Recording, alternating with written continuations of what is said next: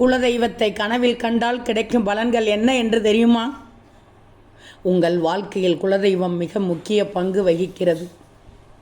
உங்களுடைய குலதெய்வத்தை எக்காரணம் கொண்டும் மறக்கவே கூடாது. ஏன்னா உங்களுக்கு இஷ்ட தெய்வங்கள் பல இருந்தாலும் உங்களது குலதெய்வத்திற்கு அடுத்ததுதான் என்ற நினைவிற்கில் வச்சுக்கிடணும்.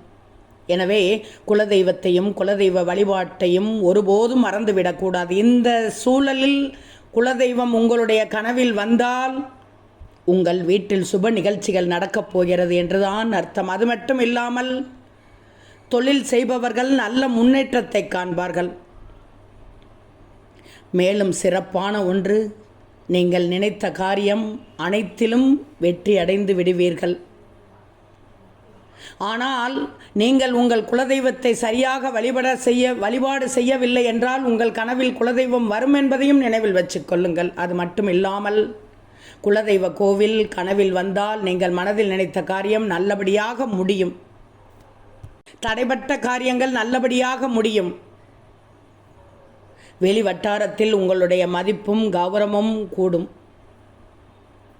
திரும்பவும் சொல்கிறேன், உங்கள் கனவில் குலதெய்வம் வந்தால் குலதெய்வ வழிபாடு செய்ய வேண்டும் என்பதைத்தான் முக்கியமாக குறிக்கிறது.